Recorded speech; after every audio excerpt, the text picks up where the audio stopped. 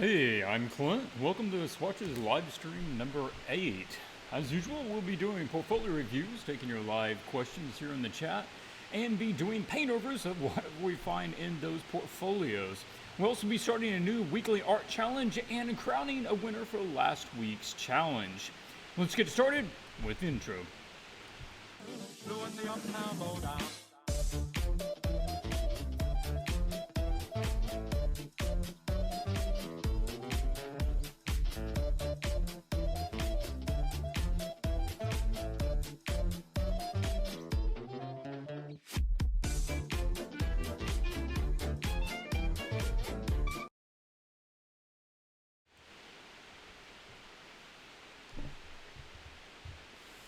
Alright everybody, I will just pause here for a minute. I'll give it a minute for people to come into the stream.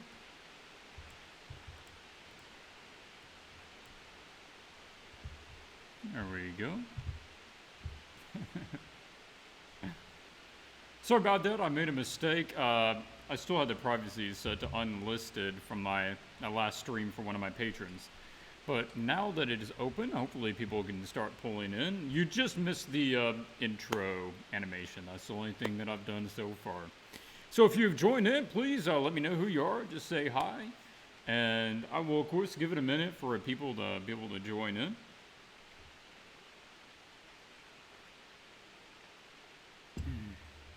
If you are getting some odd audio, that is because it is raining here.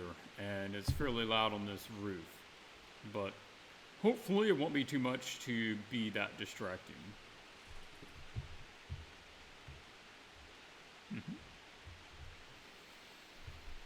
I think maybe, I don't know if I need to restart the stream because of that mistake with the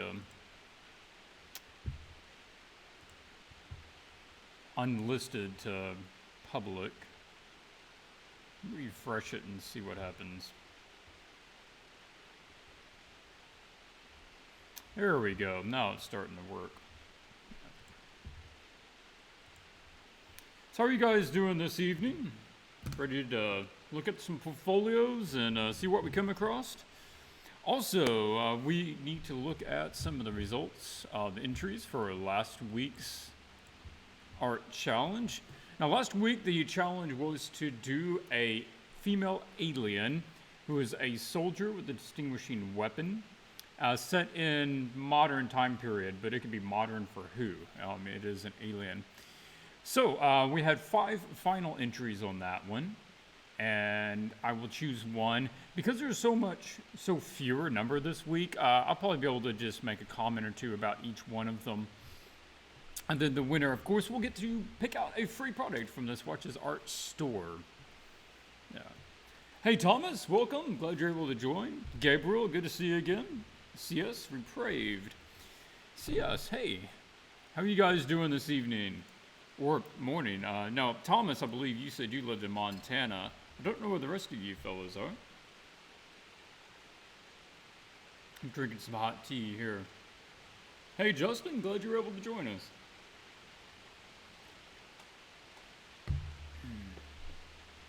Okay, well, I'll probably repeat this later in the stream as well towards the end, but I'll go ahead and put this out there. We're going to be changing it up for this week's art challenge, if you're wanting to get in on that. Instead of a digital character concept, I'm going to be going more old school on this one.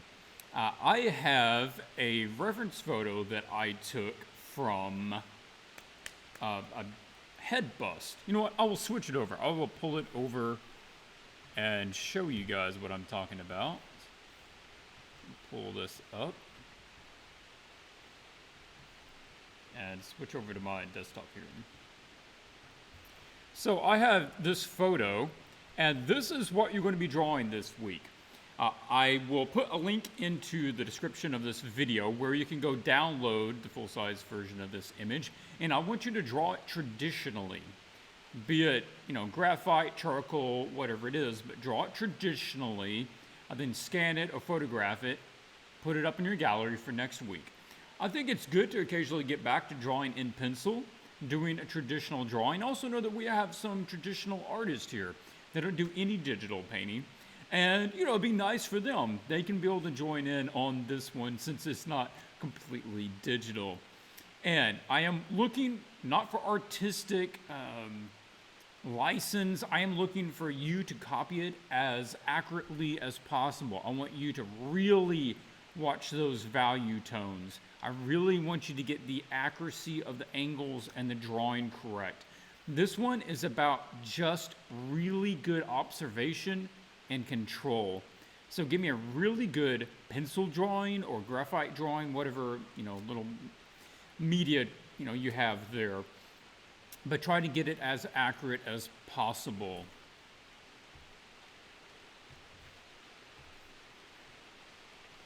Okay, now I've got this, and I will copy that. I will go ahead and paste that link here into the chat, and you guys here in the live chat can get it.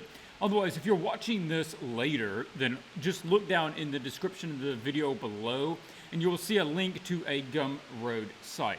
Now, I've put that up as a product on my Gumroad store, but it is for free. You just need to download it, go into it, and sign for it and download it. Yep. Okay, as Mitch has done here, he is asking me a question. He has put at Swatches. That is the correct way to ask me a question in the chat. So, Mitch's question is, hi Clint, what is the benefit of switching to RGB for painting? I was always taught to paint in CMYK because of printing. One of the advantages, at least in Photoshop, for printing in RGB is that there are several of the major control panels and functions that Photoshop will not do if you are in a CMYK setting. I believe it's like hue and saturation. You can't use that if you're in CMYK. So I would say keep it in RGB while you're painting.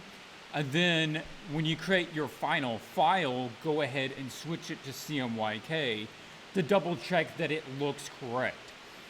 That is really the only time that you need to see it in CMYK. CMYK also makes the file size a bit bigger. So you could reduce the file size, expand the number of functions that you can use in Photoshop, and that's why we do RGB. But they are correct. It's good to look at it in CMYK before you print it, just in case some goofy, you know, change happens in the colors.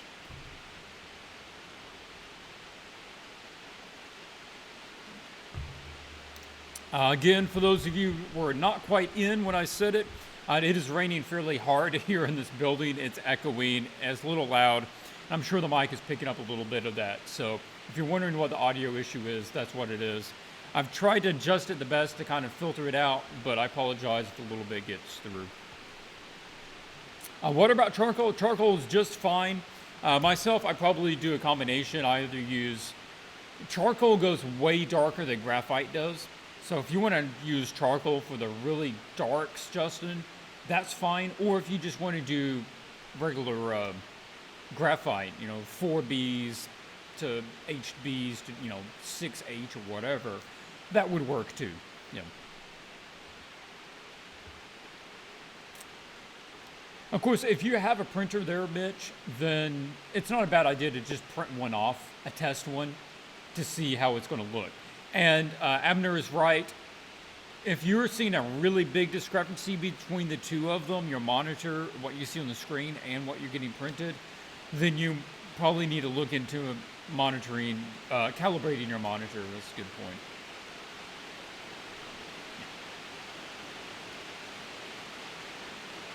Okay, looks like people are already in here. There's enough to be getting on. And I am going to open Photoshop, and we will look over some of the entries for last week and then start looking at some of the submitted portfolios. Of course, for those of you who have not been here before, if you want to submit your portfolio for consideration, then all you need to do is leave a link to your gallery in a comment on any of my YouTube videos. I will look at all of those links and compile them into my list. Now, portfolios are chosen at random, so it's not first come, first serve. I just use a random number generator to figure out what we have. All right, I need to open Photoshop. I didn't have that open yet. I'll pull that up. Yeah. It is raining pretty good right now. It's getting a little deafening in here. No rain in Utah, Mitch. Too bad. Rain is good occasionally.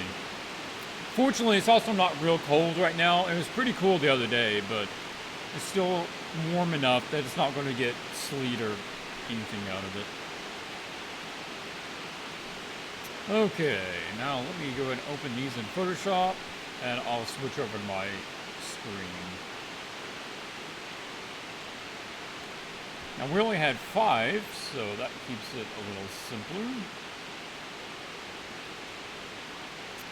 And of course, if you're also new to this, then know that when I'm in Photoshop, I cannot see your comments. So once I've finished looking at some of these, I will jump back and look at your comments and answer anything that you have posted there.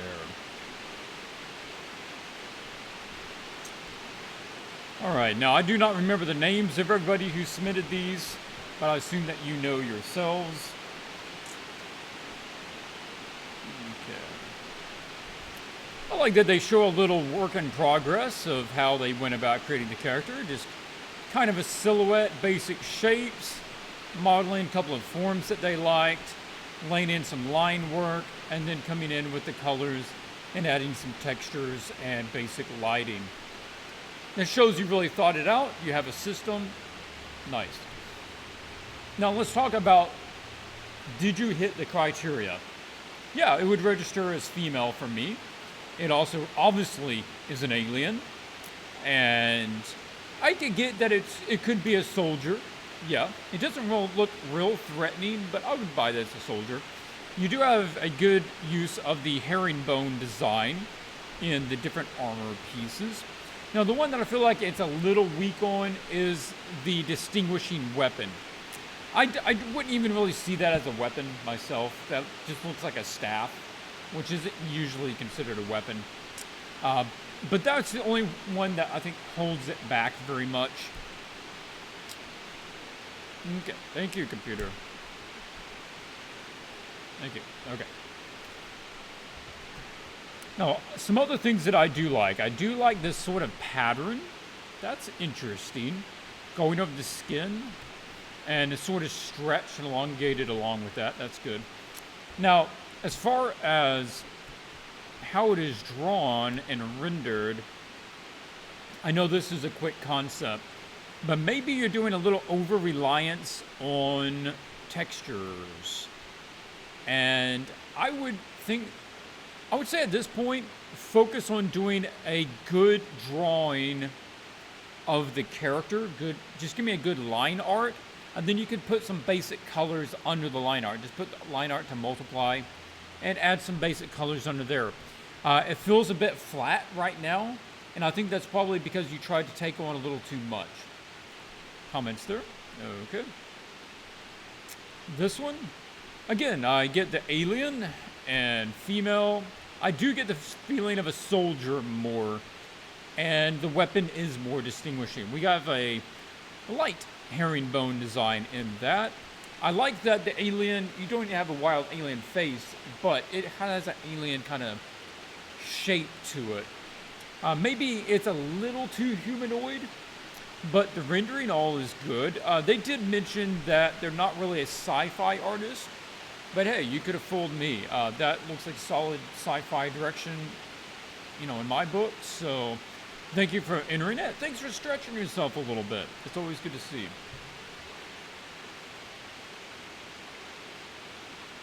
Also, good control of the colors. You basically kept it in a black and white scheme with one accent color being that bright red. That's a good call. And the pose is also interesting. That's something I would go back to Sergio on this one. Instead of just trying to go with lots of colors, lots of shading, adding textures, focus more at this stage for you on getting good form, getting rounded, three-dimensional feel to things, angle the bodies a little bit, find a pose that you can adapt for your character. Like this one, I reckon that they probably had a pose reference. That's cool. It's a good idea. And it adds a bit more form to it. It looks more real because it's like a three-quarter view or side view. Moving on. Another one with basically black and white with an accent color. Happy with that. The shapes here are very fun. And not really registering as a weapon again. Kind of just a staff. I'm not sure what this is. A blade maybe. But I like the glowing end on it. Like, I don't know what that thing does. But I appreciate the big, simple forms. Not overly alien, though. I'm... Like, obviously a person wouldn't quite fit in that. But I would like to see maybe pushing the alien aspect a little bit more with... If you're going to keep the basic 2 arms, 2 legs, and this sort of goes for the other one too, maybe a little more alien by making the arms a bit too long, the neck too long, making the ribs too long, making a hollow spot in the arm, you know, where it's like the 2 bones don't even meet. And so you have a hollow spot in the arm. Something that is impossible to be human. Some sort of anatomical deviation where it can't just be a human in a different suit. It would have to be something completely alien. Okay, this one, obviously no color on this, but some excellent concepts going on here. I like the herringbone design is essentially the way that the skin and the tissue is just going over itself. I think they were going for a translucency with this light kind of being inside of it, and you can see it through the skin. I wouldn't know that that is a weapon or a soldier if I did not know the challenge. So in that regard, I would say it kind of fails on that regard. But I like the execution. I like the idea of the translucent skin, the very alien kind of body, the way that it works. I don't know how this thing works. I would be interested to see, 1, a colored version, and 2, fleshing it out a bit more. Something on the face. Just give me some sort of pattern. It doesn't necessarily have to be eyes. Just a different, some sort of shape. Give me something to focus on, because right now, there's not really any place to focus. These sort of point to this light thing, but there's no detail there. There's no visual information there to draw. So I would say that. Good execution of first concept, push it a bit further. Okay, this one, a lot of colors. Put a lot into this one. And honestly, it takes me a moment to wrap my head around what I'm seeing. And one of those things is just so much going on. And it's so alien. But when you get something really alien, you can't go too crazy with the pose, or the person's not even going to know what they're looking at. And it took me a moment to figure out how its anatomy is working here. And like, I'm not sure what this thing is. But I like how crazy it is. I like this weapon thing. That's cool. It's like a miniature black hole that he's using in a gun. That's cool. And the glowing bits, it's like he's part technology, part organic maybe. So, lots of color. I like you thinking out of the box on that one. Let me take a look at the comments here. Oop, my bad. Misclick.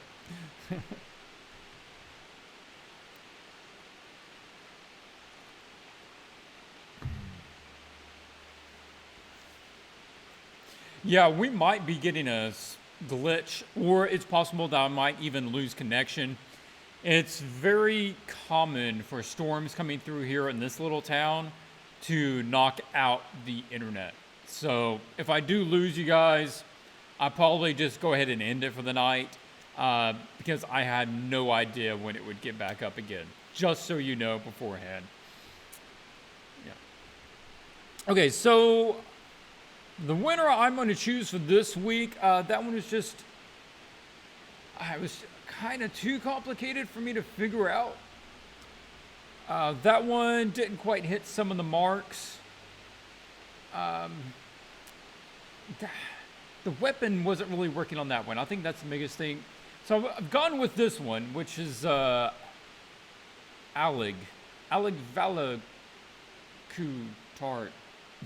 You'll know who you are. So you will be the winner, and you have won whatever prize you want, whatever product you want from the Swatches store. So send me a private message here on YouTube and let me know which item you want. I'll hook you up with that product, and I appreciate you joining me. For those of you who did not hear about this week's challenge, it is the... Oh, sorry, I forgot to flip over. The winner is this one. Yeah, that one right there. And that will be by Alig. And send me a message if that was your piece, and I will hook you up with whatever item you want from the swatchesart.com store.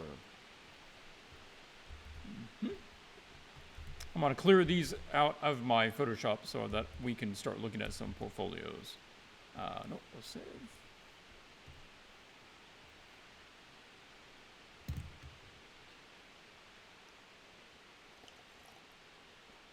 Hey, Bobby. Thanks for joining in. Yeah, there are definitely some cool looking stuff here.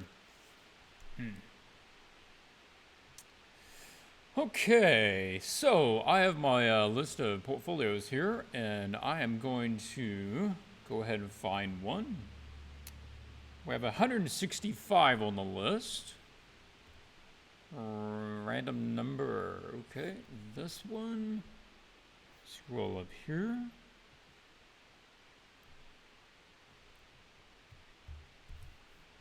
I'll double check that that is a live link before we switch over.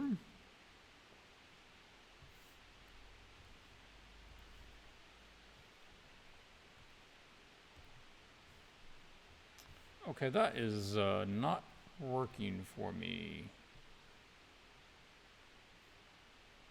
What else do we have?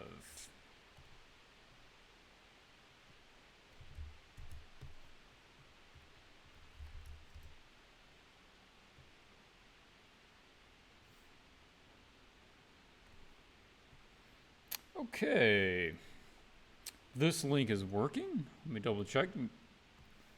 You guys not having problems? Good. We're going to be taking a look at the portfolio at sketchgeek.com by Tyler Johnson. Now, I have not looked at this before, so we are looking at this together for the first time. Looks like he is doing some professional work. It's certainly professional grade work. We have Legends of Draxia commissions. So illustration, I guess, okay, this is the illustration page. Nope, there we go. I click on this, cool. Let me shorten this up so you guys can get a full view there. This is good. I mean, the lighting is good. He's got a fun style with it. Keeps it simple for that style. The good narrative of the kid's shadow being two things. Good expressions from this kid. All the kids look good. All right, Spooky by Mythica Gaming. All right, sweet.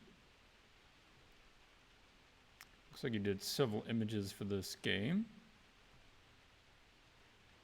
Fun character. I don't know that was for anything particular. Oh, that's really well done. I like the designs overall. Normally I would say don't go too crazy with the color, but it sort of works with that character. And he's also, it's got a lot of color, but he's kept it within basically the violet and this kind of cyan color. The two of them, being pretty much complementary colors, have a nice kind of friction on each other. The complementary colors bounce off of each other, but they're also very bright, so it adds a lot to the scene. That's well done. Good stance. Now, pay attention to some of the things that he's doing here. I covered this on my Patreon live stream. Look how clean this is, right? He has a very clean... Can I drag this up here? That'd be good. Okay, I can pull up. Sweet. One of the things that makes this a professional image is how clean the edges are. And I'm not saying sharp. I'm not saying that everything has to be razor sharp, but everything is clean.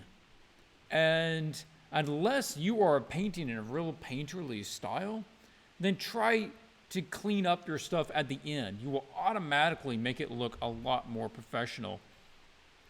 Like this, everything is kept, even if it's curved, even if it's a little fuzzy. If it's fuzzy, it's properly fuzzy.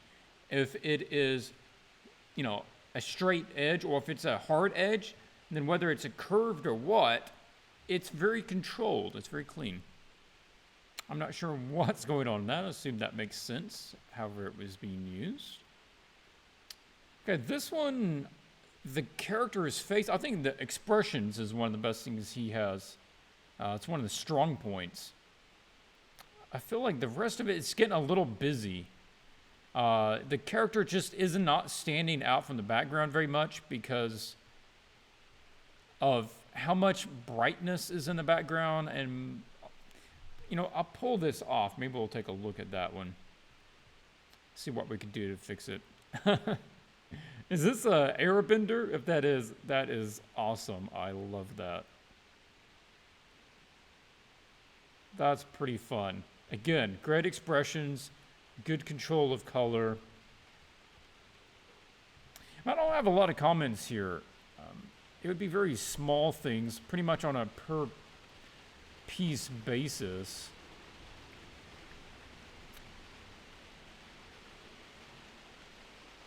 These are all real good. Honestly, like, I have a hard time doing this sort of thing. The exaggerated, more cartoony stuff is more difficult for me. I've just been studying realism and for so long. I admire people that pull it off well, and I think this was pulled off pretty well. Good characters. Again, like I said, very clean. He doesn't have, he commits to his shapes, he commits to his colors, he commits to his edges, and it comes off well.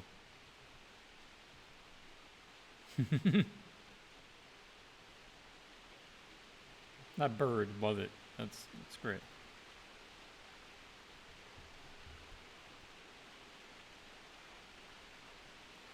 Good shapes like that. Adding the head, the crown into the head. Good move. Yeah, this is less about me telling him how to fix things, and sort of change of style. Nice to see that, though. It's a cool character.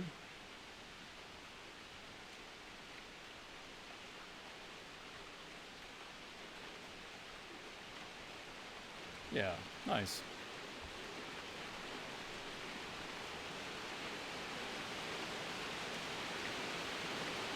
Oh, rain's really coming down now.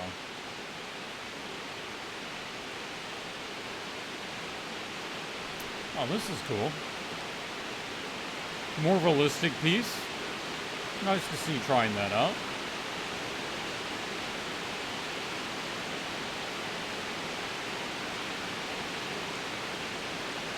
Okay, yeah, I remember seeing this around somewhere. I don't remember where I came across it, but I remember seeing that. Yeah. Personally, man, Tyler, I like your stuff. I find it fun. I like the color. I like the great shapes, the expression.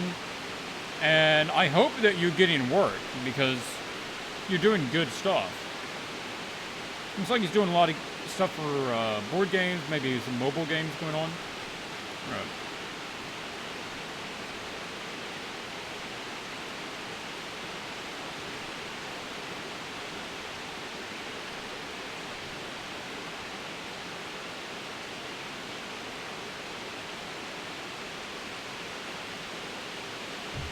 Hey, Frederica, glad you were able to join.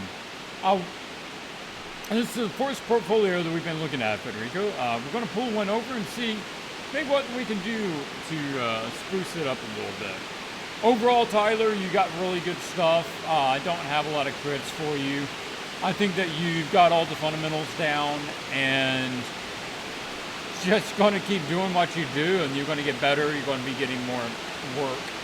But just for the fun of it, I do like doing a paint over the pieces if I can. So I'm going to pull this one over to Photoshop. And we'll just have some fun, see what we can do with it. Okay, so let's make a copy. That'll be my original.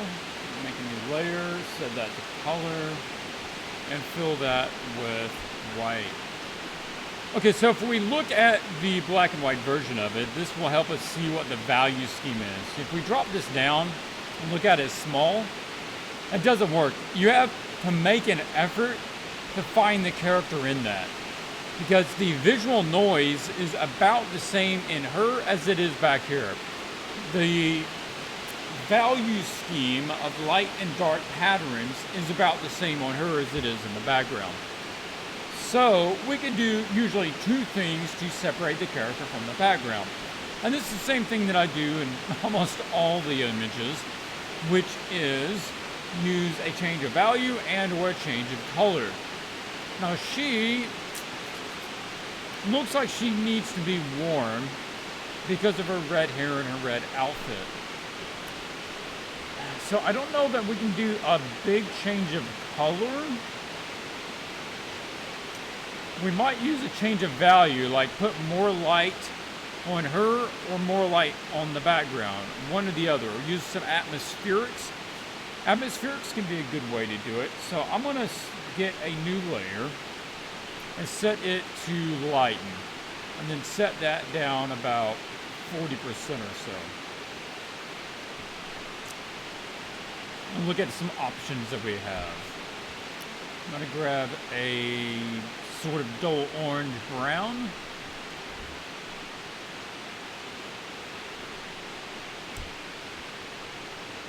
And my computer slows when I'm trying to use OBS.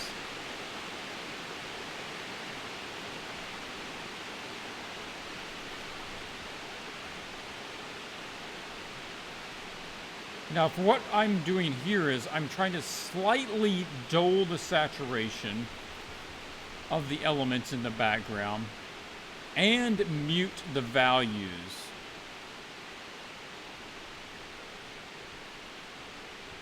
By having the lighten layer at only 40%, I'm not going to completely wipe away the darks, but I am going to push them down a bit.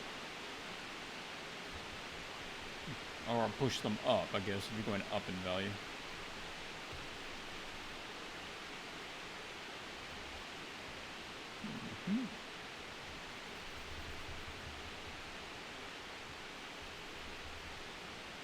Okay. Now, let's adjust that color a little bit. I'm going to warm it up some. See if we want to push it to one side or the other.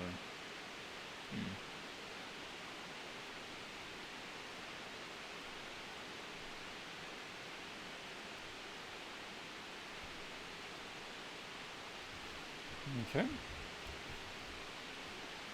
So now when we look at it, she stands out a little bit more. And that's good, but it's still not a lot. So what else could we do? Well, something that we could do is, and there's several options here.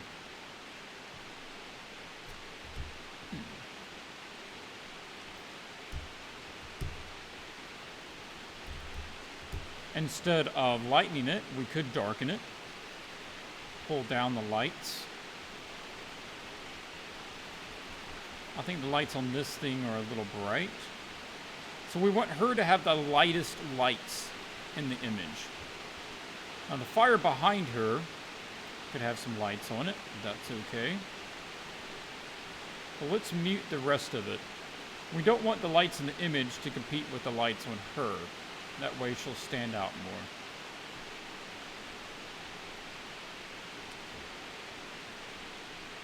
We can treat that more like a silhouette. We don't necessarily need an edge light on that.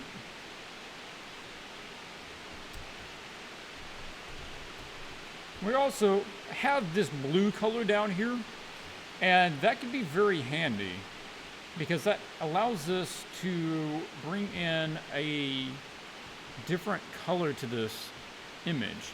Now I made a new layer and I set it to multiply, and I'm picking a bluish color that's similar to the one that is on her.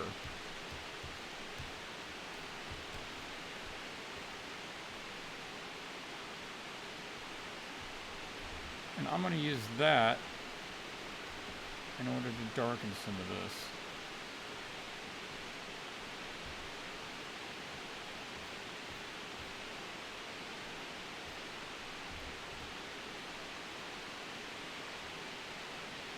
Do more blue, brighten up the sun. And then I just want to pull out some of the lights on her, that edge light on her. That's all I really need. Okay. And then let's get a linear dodge layer, set that down some.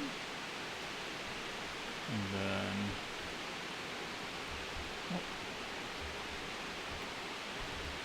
I'll just select her basically. Pick a nice warm light.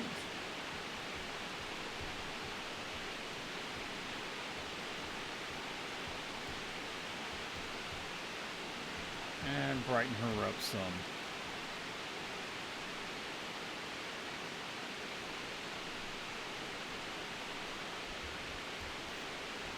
Whoop.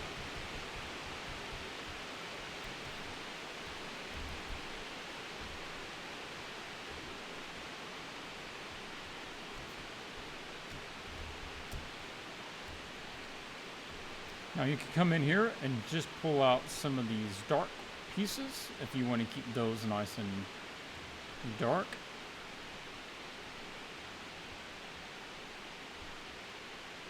But overall, we want to raise the value so that she'll stand out from the background a bit more. And we could also use some color. I would say that this fire is sort of distracting. I'd suggest coming in here and putting some sort of, I need to get smaller than that. Put some sort of grate in front of this thing. I'll just fire grate. To break up that shape, you don't want to just a straight yellow shape back there. You can still see the fire. In fact, you could probably punch the fire up even more, but it's going to be in little pieces and not in one big block like he had it. And maybe a couple little embers, you know, up in the air. That's fun.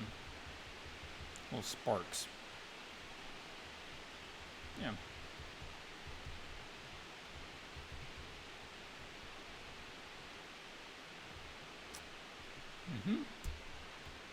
Then you've got some good colors going on over here. So I would run with those, like this violet color. That's nice. So punch those up. I need to go way pure there.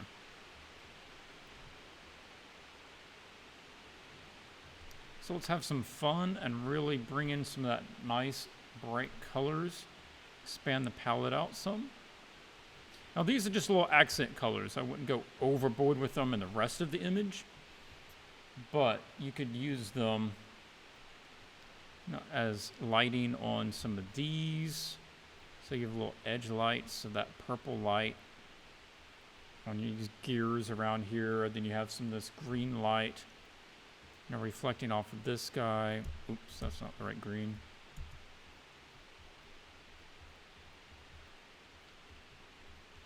And it sort of adds a different area over here, and it helps make that feel like those are light sources, because they weren't affecting anything earlier. So that's the sort of difference we're looking at. You know, some options on that.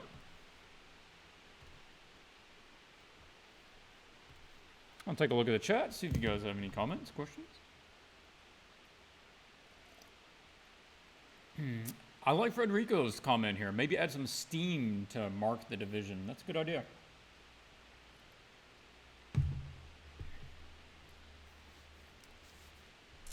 Yeah, but assumably, Vider, that there is also a light source in front of her. There was obviously an edge light behind her from that fire, but there is a main light, a main light here in front as well.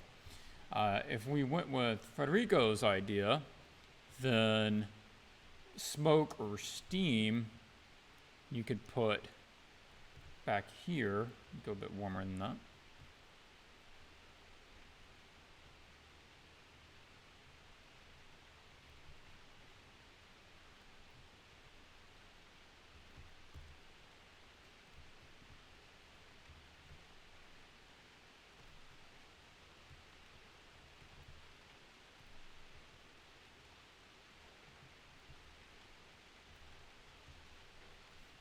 And you could use it elsewhere too.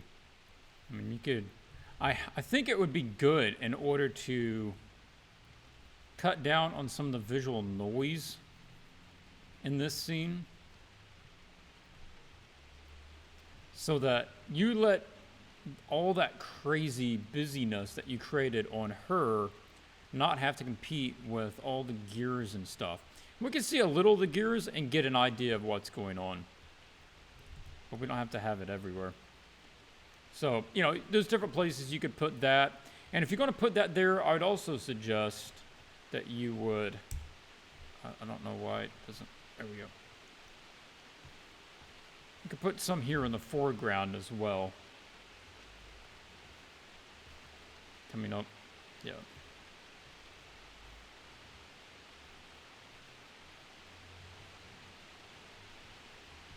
You got the idea that this whole place is just steamy.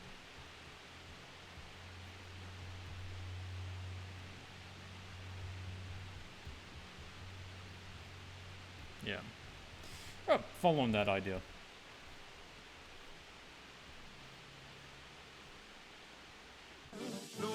I keep misclicking that. Sorry. Okay. Let's take a look at another portfolio. Where did my list go? Over here.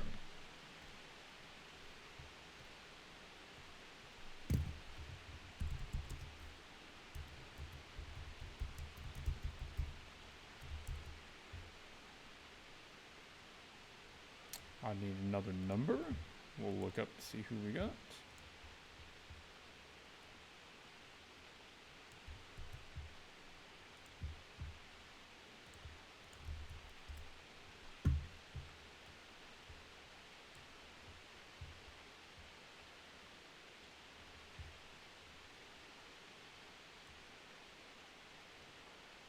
Okay, it is a good link, so let me switch over and we'll take a look at that together and see what we have. All right, this is the portfolio of Gabriella Burchall. So we have portfolio and illustration. Let's go ahead and click here. Can I click this? Will you take me over there?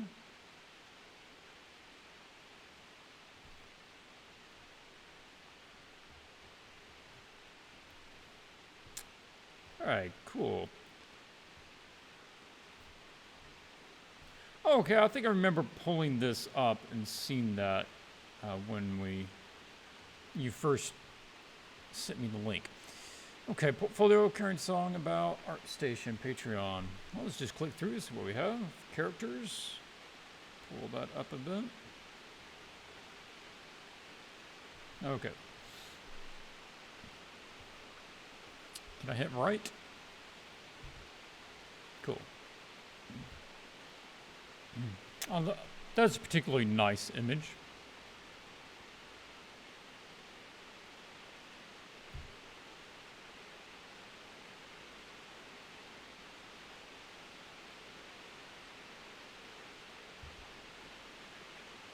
Okay. I don't know if these are personal images or if any of these are commercial. Okay, that's Fantasy Flight Game. So at least that one was commercial. That was commission piece. Okay.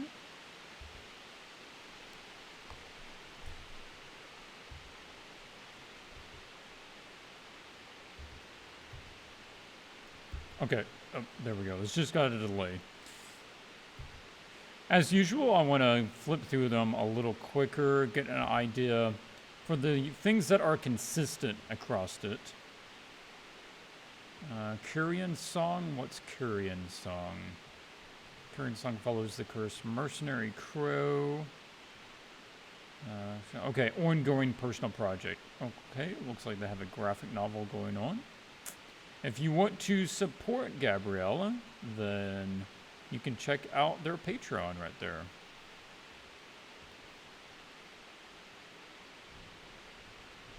Okay, so let's talk about a couple of your pieces. There was a small thing on this one that I would mention. Can I drag this over here? Open that in Photoshop. Cool. From having drawn some images of people in water and water, I don't know why it keeps wanting to switch it to that. That's not the tool I have. Make a new layer.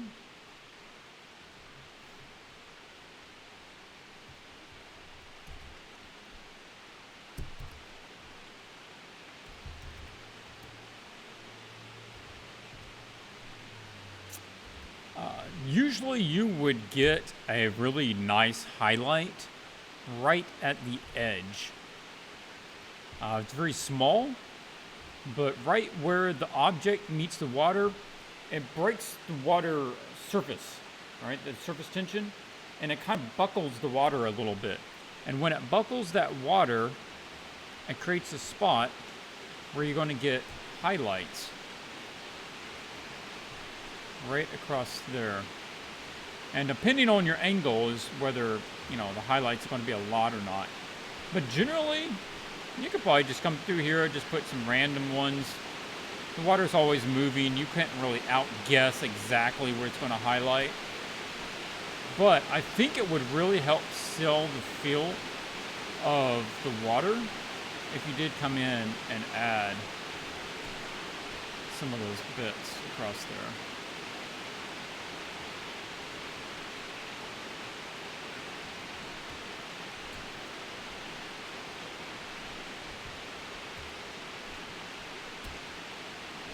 So you have that little edge light there. Maybe that was too many, so we just come out, pull them out a little bit.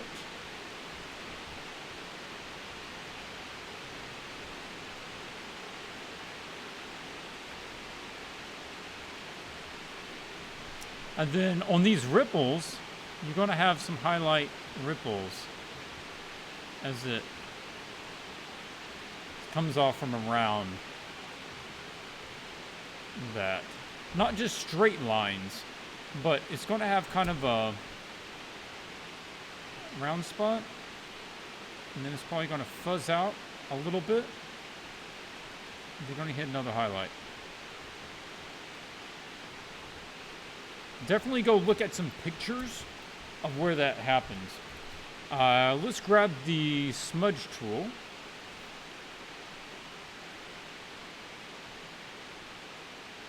Oh, move the layer. Come on. And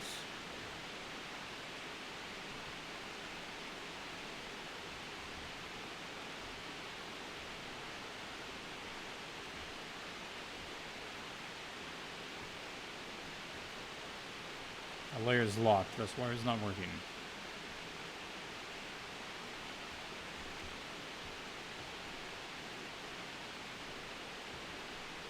What I can do is just, I'll double check that I am on the right screen. Okay, cool.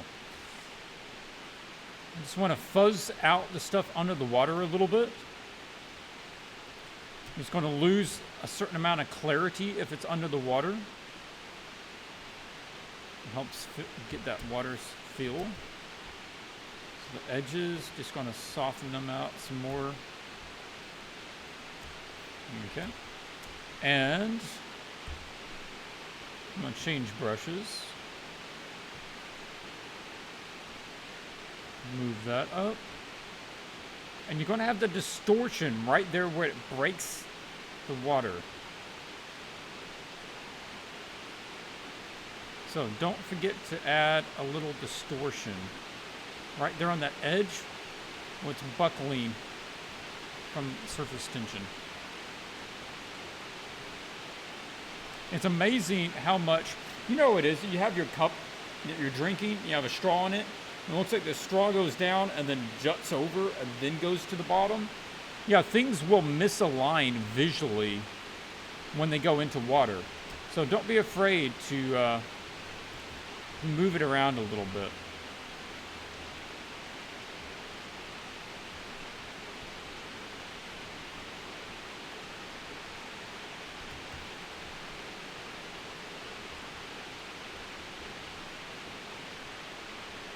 Because if you can sell the feeling of that water, then it's going to make that image just seem so much cooler. People really like to feel the wetness of something in a scene.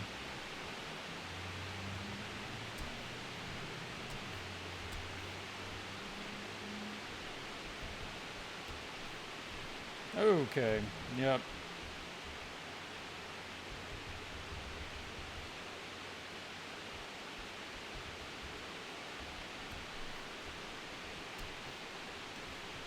Okay, so some quick changes, but we can look at the original and back. You just kind of see it feels a little wetter now because it has that highlight, and it has a little more distortion, which you're probably not going to pick up on if you're very far out in the scene, but if you pull in, it's really going to sell. So these little lines that you have there, go back and make those little ripples with highlights in them. Full on white highlights from the light. And we need some over here. So just go around, take your time, and then smudge some of them out. Wherever that ripple is, that's where there's going to be basically a fold in the water. So that's a point where you can come in here and bend the water one direction or the other. Because you've established that that is where a ripple is, and that's where it needs to distort what's going on underneath. But overall, I like that scene. What else could you do? I feel like the colors, this is one of those cases where I'm not sure what the feeling was that you're going for.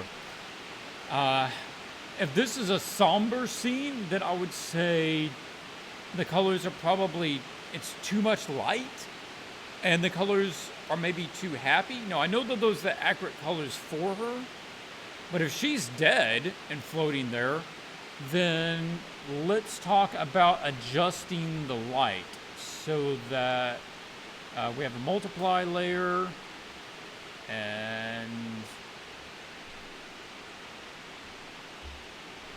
we have more focused light on her.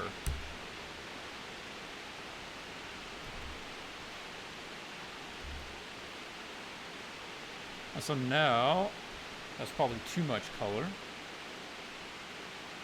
Set that saturation down some. Yeah. So now it's more just about her. It's a little more somber. And let's go and make a new layer for vibrance.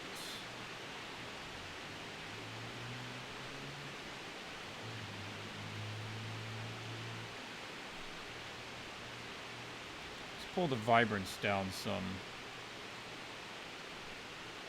Okay, and I'm going to switch that. You know what? Let's adjust that. There we go. Then we can come in here and just pick out what colors. Now, if she is dead, oh yeah, this is actually a good point. Let's make a vibrance. Set the vibrance down here. and then black out most of it, and we can choose where we want it.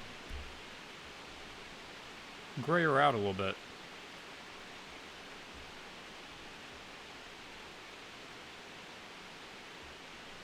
You know, she's not going to be all warm and warm and good flesh tones. You know, she's going to be gray or more gray.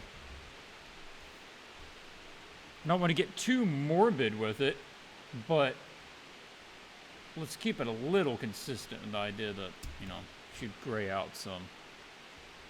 And the lips would likely go a lot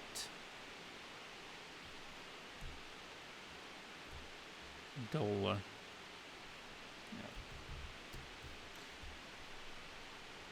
Let's turn this one back on.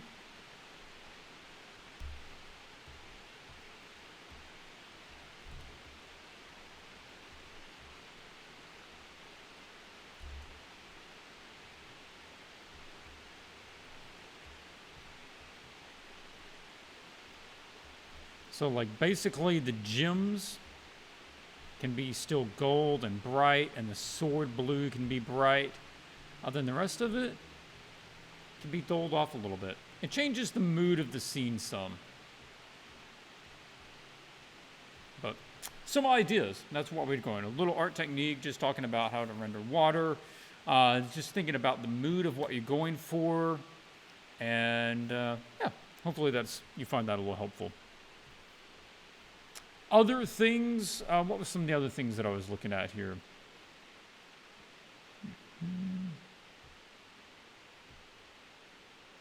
It's fine. Okay.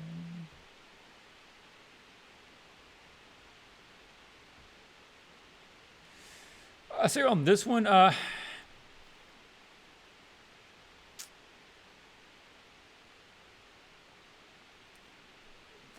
there's like nothing feels like it has much texture or second level of detail to it. Now there's quite a few pieces going on in this scene. So and everything basically has the same sort of flat lighting on it, and a lot of the textures look similar. So I would say, yeah, maybe take some reference photos where you're changing the lighting up, because basically it's just a flat lighting on everything and it's completely neutral, and you know, change it up so that maybe the shade is being cast across her upper body. So lower body's in light and upper body's in shadow, and then she stands out because she's in shadow from the background. Or maybe one of these candles is lit, which is, you know, bringing some more color into the scene. So like on this scene, again, there's like very little texture going on. Flat block, basically a flat block, a little design going on in there. Flat tones, pretty much flat tones. You know, pick me out some details of this. Show me some cracks in this wall.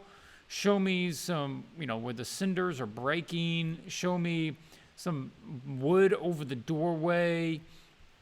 Show me some trash on the street. Show me some big cracks in it, or little puddles of water, or some mud being tracked, or tracks on the road where the cart goes down. Over here, you know, I doubt this is going to be perfectly straight. Come in here, show me some bumps. Show me that these are rocks, or this is plaster. Show me some distinct thickness to the plaster. Just make it a little more lived in, a little more, I would say, you don't have to be grungy, dirty, but don't let things be so perfect. It's okay to break things up, show that things aren't perfect. And as artists, we have to make an effort to build in imperfections to our pieces. The natural world has a way of making imperfections happen, and you constantly have to make an effort to get rid of them. But in our artwork, it's important to make an effort to have them in a lot of cases. Okay, again on this one, like the lighting is not bringing any particular mood to this. It's a very flat lighting that doesn't accentuate any particular feeling. I am going to suggest, if you have not already, go out and pick up my video and files on called Sweet 16 character lighting, and 16 core lighting situations that you can use to evoke different feelings and moods and draw different emotional responses to your characters by just using the lighting. Now, if you backlit her and took away this front light, it would give her a certain mood. If you shot her from just the side, it would give her a certain mood. But when you just shoot somebody straight on so that you're not getting a lot of good form, you don't know good, bad, complicated. Are they going through, are they devious? Are they trustworthy? So like her design says spiky headdress, revealing top, black. And I would think maybe somebody who you don't want to mess with. Maybe this is a dangerous person. But then you light it with a very straight, full light, flat on, which says nothing to be worried about. It's just very easy. So I would say that might be the next step. You start looking at how to use lighting a bit more to evoke some different feelings. And that's kind of where you are now. Moving on to getting better mood out of it and working in a little more imperfection and believability. So like that scene where the lady is running away, look up some photos. Look up photos of European market or Middle Eastern market or alleyway and see what they do. And see, maybe they have plants hanging down. Maybe there's plants over here. Maybe there's leaves piled up. Just bring up ideas of little things that you can add in order to kind of break stuff up. Okay.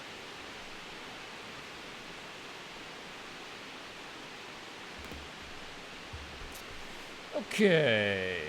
Let me pull up, take a look at your comments, see what I've missed here. Stephanie! Hello, artsy people. Absolutely.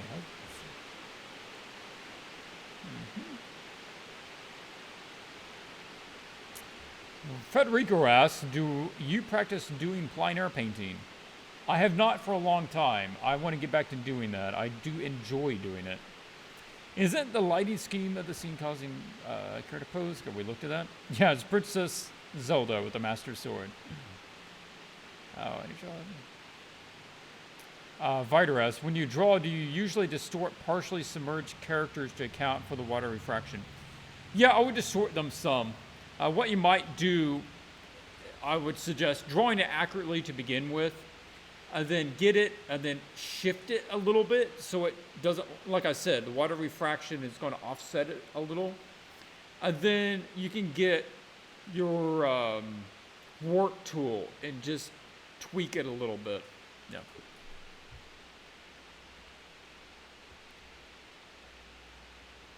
Yeah. Federico's you say, it's hard for me to understand the effect of water on color. It becomes bluish and unsaturated, right? And the edges get blurred. The water really determines that. If you're talking about nice, clean water, it's generally bluish. But, a lot of creek water, pond water is actually very green. It has a lot of algae in it. So, or bits of dirt, whatever, just sediment. Makes it more greenish brown. And you have to remember that when the light is going through the water, it is changing the color of the light source. So everything underwater is being surrounded by green or surrounded by blue. So yeah, it is affecting the color that way. And it would get fuzzed a little bit because there is sediment in the water that's basically going to act, you can think of water essentially acting like fog. It does almost the exact same thing. It hazes things out, it compresses distance.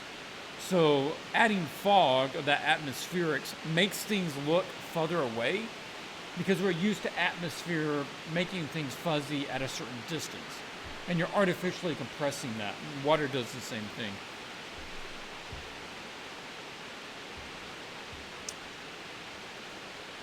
Okay.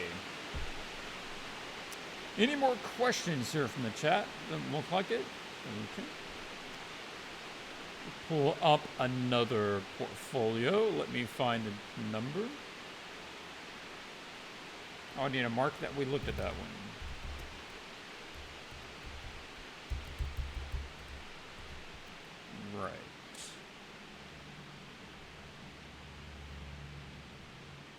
Right. We've already looked at that one before. Well, let's find another one. Okay.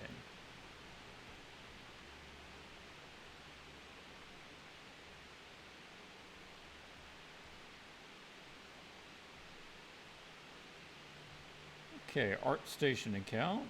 Pull this up.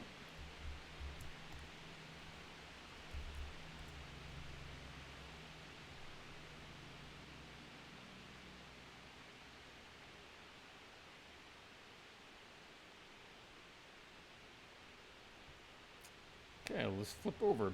Now, this is actually somebody that has Alexandra. Alexandra, are you actually here right now? I know you join in a lot of the streams.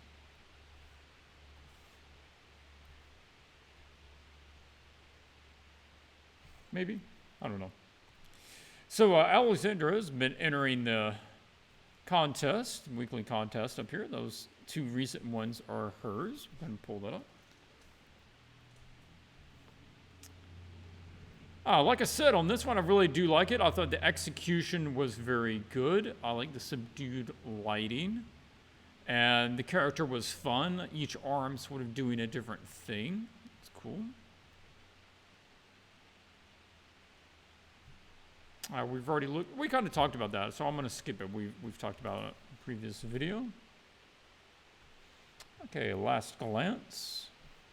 Shows some of the creation process. Had the hand out, changed the hand to hold a necklace. That's cool. Mm-hmm.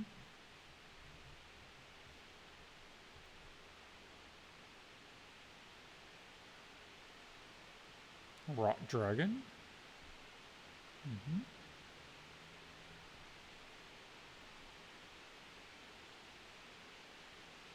Wow. That is an unusual combination.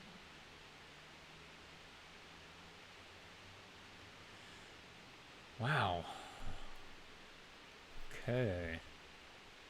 Let's keep flipping. Maybe we'll come back to it in a minute. I don't know what he is, but he looks like he's having a good time.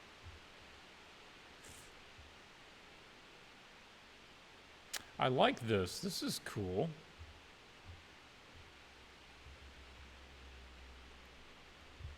I like that you've connected the style of the human part with the hair down here. Consistent color scheme across, sticking with basically that warm tone and the green. And the ear change is nice. Not just keeping it human ears, but it has some animal sign with ears. The hairstyle's different. I like it. It's a really nice piece. It's one of the better pieces, definitely. I like good pose. Mm-hmm.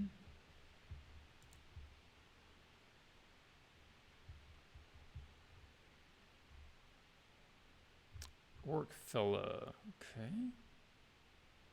Seems pretty classic.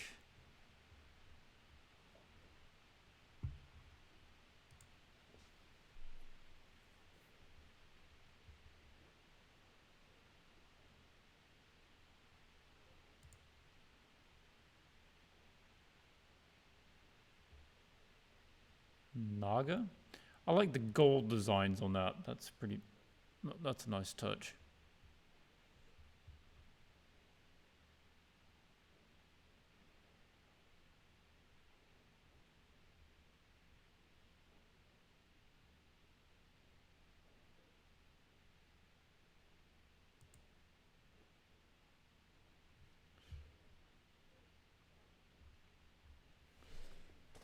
Okay. Now let's pull this over and take a look at this for a moment. Drag that over. It's going to be about the same size if I scale it. Yeah.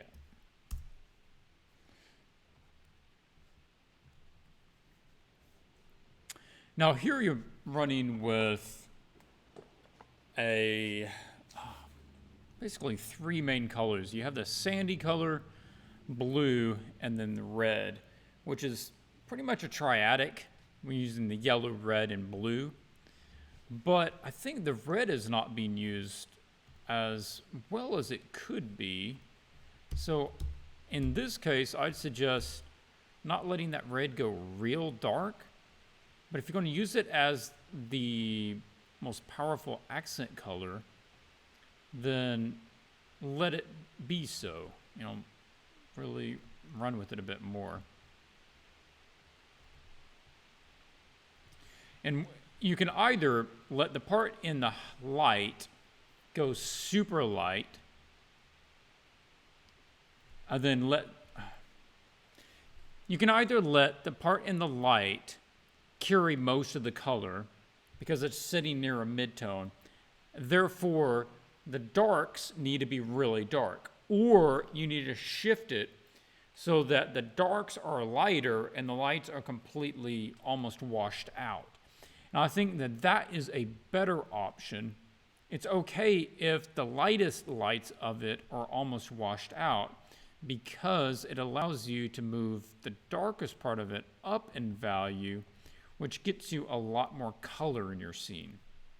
And that accent pop over there is nice. Put that back here.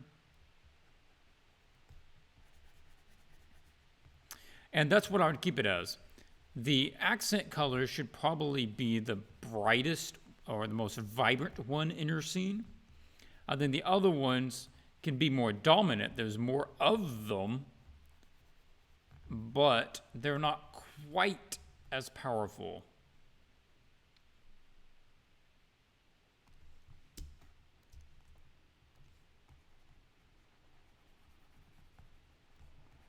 Might turn that blue down just a little bit so that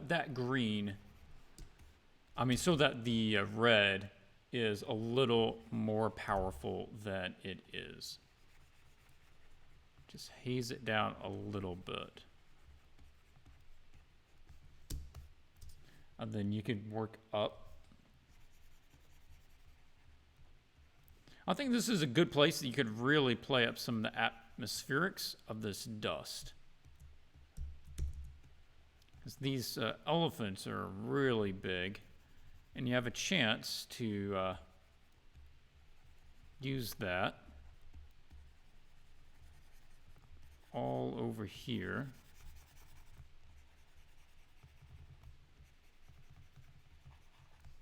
And when that light hits that dust, it's really going to brighten up too. So you can go fairly bright with that color. And then you can have a distinct difference between the dust in the light and the dust in the shadow, because the dust in the shadow will be more of this color. It'll be cooler because it's being lit by the sky and not directly by the sun.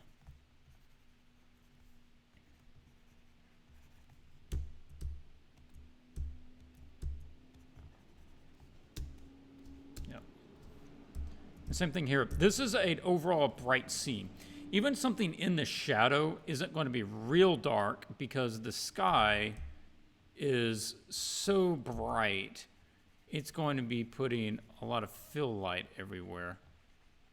So I think you could get a better sense of light if you just brighten that up a bit. couple of thoughts on that.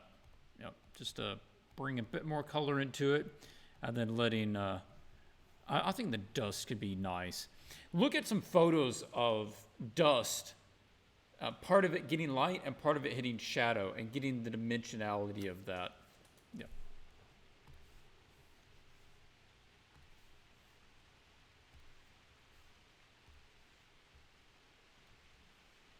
Oh yeah, of course. OBS wants me to update right now. Of course they do.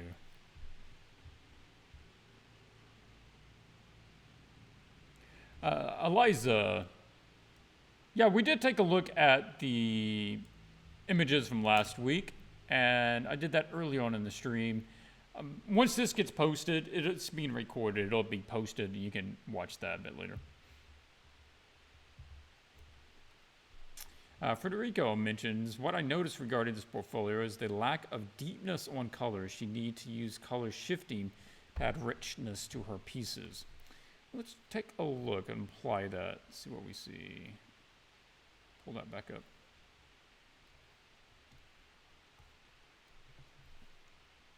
Ah, some little items.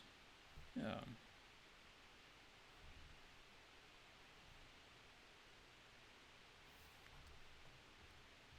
That's done nicely. I like that.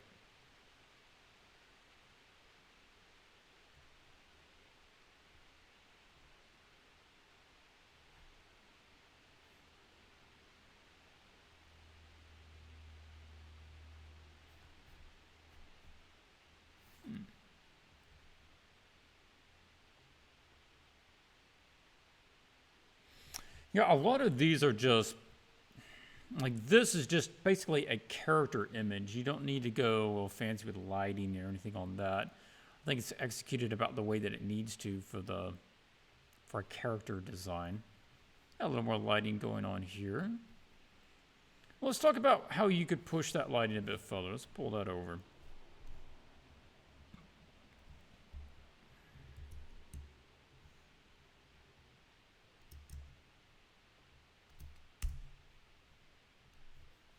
Now, this is another thing. We sort of touched on this on a previous image, even tonight. Or was it last night? Honestly, it blurs together. That is, we're establishing that this thing glows. And it is its own light source. Double check on the right screen, yes. However, what we don't see is this really affecting anything else in the scene. And that is one of the best ways that you can sell the fact that this thing is in fact glowing. So I want to grab some of that green, and I want to put a mid-tone right along that edge. It's almost shimmering. The edge has a distinct glow on it. Now, that's a small thing. What you want to do is come in here and get that green. And don't be afraid of it. Let that green lighten this up.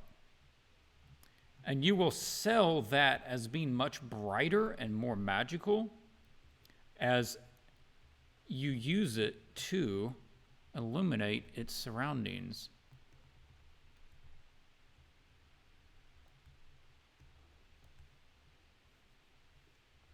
I meant to do that on a different layer, but okay, I'll start putting it on a different layer now. And hopefully. Now, we can also have the fingers being silhouetted. When you put something in front of something bright, then you start losing the ability to see detail on it. Your eyes can't compensate for the light behind it with how dark it is. So they're going to silhouette out. And you can just see that by observation. You can observe things, notice that. Okay. Now we want to also grab that green and start adding it other places. Put it on his hand. You can see it down here.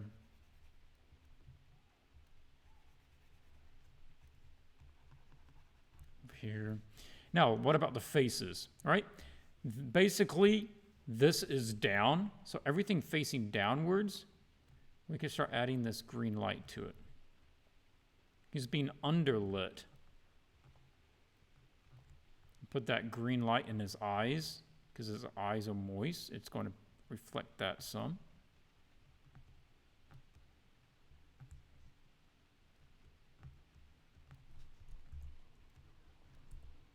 If you're not sure exactly where the light would be hitting, take a reference photo. Go get in front of the mirror, take a picture in front of a mirror, have a lamp underneath you, turn the light on your phone, you know, grab somebody else's phone, put the light shining up at you, and check where those angles are. See what part gets lit, what part doesn't.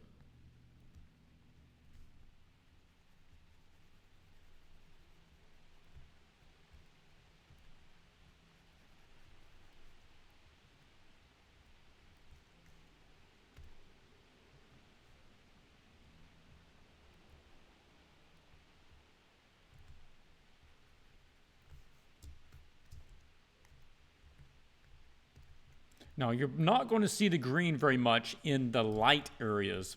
It's basically just going to show up in the dark areas because the green can't compete with the light from the scene itself. So the areas in the shadow is where you're going to see that show up the most. And fabric isn't real reflective, but you come over here and add some scraggly little light as it's catching the edge of some of this. It'll come over here and catch some of the collarbone, a little bit in the shadow as it's going up towards the traps. You are going to get some nice bright reflections, even brighter ones, little highlight ones on the metal pieces, because they're really going to catch a bit right there. And I would say that the eye is going to have some there too. So look at that difference there. Now all of a sudden it feels like that thing is really glowing. That thing has got some magic to it.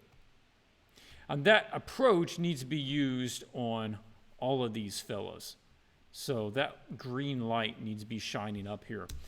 And I would think that you could probably add some more down here on the body too. Yep. Down in here. That's cool. The trees, you might want to go look at some trees. I like the limited colors on the background. I like how it's basically laid out. The monkeys are a nice touch. But the trees look like it's just somebody who didn't look like how to draw a tree. And there's no variation. Trees usually bend in certain ways. Like it might bend out that way, and then it kind of catches a little elbow right there. And then it's going to start bending the other way. And it's going to have a bit more crack in it. And it's going to have a limb that kind of goes off at an odd angle.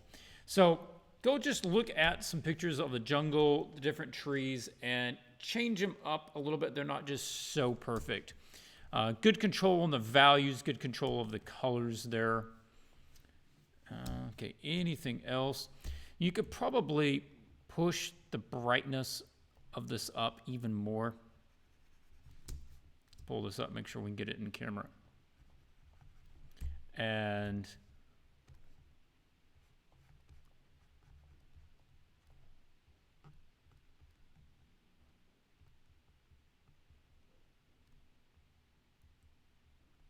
put a little more detail on it.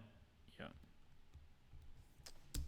So that would be my suggestion on that. The rest of it's executed well, fun group of characters.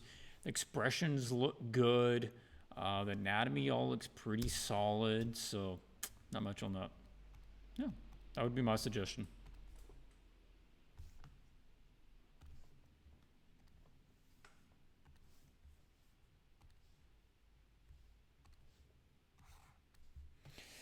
Okay, take a look at this. Liza, missed out on submitting my entry by about an hour. Didn't take into account that you were in America. Yeah, I am in America. I'll get you next week. Looking forward to it, Eliza. You should still, if you haven't already, put a link to the one that you did do. Oh, I'd like to still see what you did. Well, darkening of the fingers trick had a lot of impact. Yeah, it does. Yeah, you just, wherever your light is in your house, just put your hand up in front of it, and you can't make out that much detail of something right in front of a light source. And so we're sort of exaggerating that a little bit. I don't know that crystal would really be bright enough to do that, but it's a good way to add a bit more interest. Any tips about painting dark-skinned characters or about the challenges of doing that? One thing is that don't underestimate how much color is in darker skin. Darker skin generally has more color in it than a lot of fair-skinned people. So take a look for that and layer up your colors. So, put a nice warm tone. There's usually a lot of warm and there's a lot of cool. So check that. And also, their skin can reflect light a little differently. So make sure that you're not graduating the light up too much.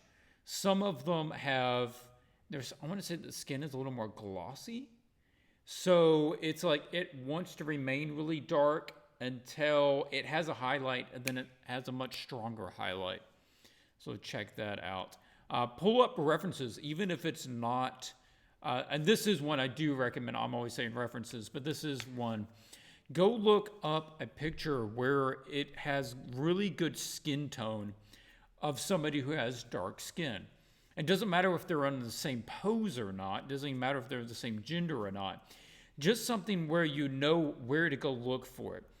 You can get some great colors up around the eyes and the way that it reflects light. Like dark skin can reflect the cool blue light of a sky really well. And you can get some great blues in there. Then the warms and kind of violets from this natural skin tone. So look for that stuff. All right, it is about time to wrap it up. That's all the portfolios are going to be looking at this time. But if there's any more questions, I might answer it if you toss it in there real quick. As a quick reminder, we are doing the pencil charcoal drawing traditional for this week's challenge. Follow the link in the description. I will post it in the chat here if you want to just copy it from that. You can go out there and download it for free. I've just hosted it on my Gumroad account. And take a picture of it. Probably scanning it in would be better than taking a photo. And obviously, you need to get that up before next week. I don't see that there's any reason we're not going to have one next week, so plan on that. If you're not following me on Facebook, that is facebook.com/curelyart. And that is where I will confirm or deny that we will have a live stream next week. Usually I'll just post earlier in the day and let you know. I've got an extra W. You add the extra W to the link there. For more in-depth videos, of course, go out to the Swatches store, www.swatchesart.com. And we got the videos out there. And I am still looking for submissions for the ebook that I am working on the topic of mood and tone in your image. It is how to create different moods in your image, whether it's happy, sad, depressed, energetic, whatever it is. How can you get the elements of your image together to get that mood stronger? I am looking to do some before and afters from user-submitted images. If I use your image, you will get the product for free. If you're a patron and I use your image, then you get to pick out an item from the store to offset letting me use it in the book. Okay, no more questions, so that is it for now. Thank you for everybody for joining me, and until I see you next time, keep drawing.